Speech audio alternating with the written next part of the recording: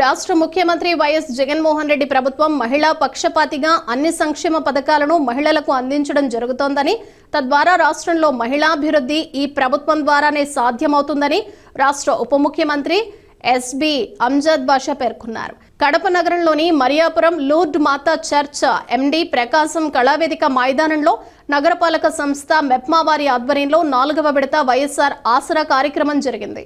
వైఎస్ఆర్ ఆసరా 4వ విడత సంబరాలు మరి ఈరోజు రాష్ట్ర వ్యాప్తంగా కూడా నిర్వహించడం జరుగుతుంది. మా ముఖ్యమంత్రి, మా నాయకుడు శ్రీ వైఎస్ జగన్మోహన్ రెడ్డి గారు మరి ఎన్నికల ముందు ఏదైతే నవరత్నాల రూపంలో ప్రజలకు హామీలు ఇచ్చారో, మాట ఇచ్చారో, మరి ఆ హామీలకు అనుగుణంగా, మాటలకు అనుగుణంగా మరి ఈరోజు ఇచ్చిన హామీల్లో 99% హామీలు అమలు చేసిన ప్రభుత్వం బహుశా ఈ భారతదేశంలో ఏదైనా ఉందంటే అది ఒక్క ఆంధ్ర రాష్ట్రంలోనే ఒక్క జగనన్న ప్రభుత్వమే అని చెప్పి మనం గర్వంగా చెప్పుకోవాల్సిన అవసరం. మరి ఈరోజు వైఎస్ఆర్ ఆసరా అంటే డ్వాక్రా అక్క చెల్లెమ్మలకు సంబంధించిన రుణమాఫీకి సంబంధించి గతంలో చంద్రబాబు నాయుడు అనే వ్యక్తి మరి 2014 మునుపు మరి అధికారం కోసం మరి ఆ రోజు డ్వాక్రా అక్క చెల్లెమ్మలకు హామీ ఇవ్వడం జరిగింది.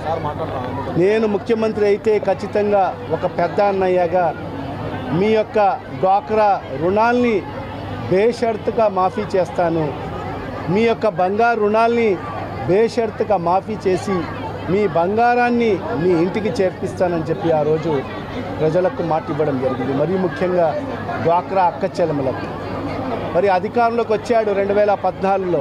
మరి ప్రజలు అవకాశం ఇవ్వడం జరిగింది. మరి 5 ఏళ్లలో మరి ఆ హామీని తొంగలో తొక్కడం జరిగింది.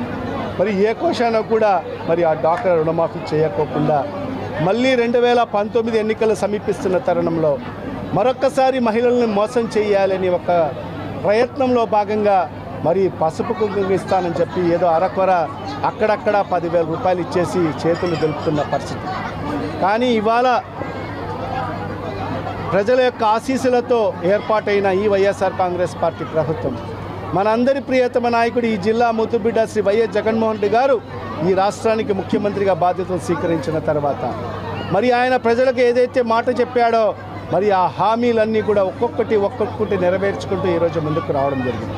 మరి దాంట్లో భాగంగానే ప్రధానమైన హామీ మరి డ్వాక్రా అక్క చెల్లెమ్మలకు సంబంధించి ఏదైతే వైఎస్ఆర్ ఆసరా రుణమాఫీకి సంబంధించి మా ప్రభుత్వం అధికారంలోకి వచ్చే నాటికి మరి ఎంత రుణం ఉంటుందో మరి ఆ రుణంతో పాటు వడ్డీతో సహా 4 విడతల్లో మీ అకౌంట్లో జమ చేస్తానని చెప్పి ఆ రోజు మాట ఇవ్వడం జరిగింది. మరి ఆ మాటకు అనుగుణంగానే ప్రభుత్వం అధికారంలోకి వచ్చిన తర్వాత మరి ఈరోజు ప్రతి ఏటా మరి ఈరోజు 4 విడతల్లో మరి ఈరోజు వాళ్ళ అకౌంట్లో మరి వైఎస్ఆర్ ఆసరా కింద మరి ఈరోజు డబ్బులు జమ చేసిన పరిస్థితి. ఈరోజు రాష్ట్ర వ్యాప్తంగా ఈరోజు 25,350 కోట్ల రూపాయలు మరి ఈరోజు ఆసరా కింద మరి ఈ 4 విడతల్లో మరి పేద అక్క చెల్లెమ్మల అకౌంట్లో జమ చేసిన పరిస్థితి. మరి అదే కాదు, ఈరోజు ఇచ్చిన ప్రతి హామీ నెరవేర్చుకో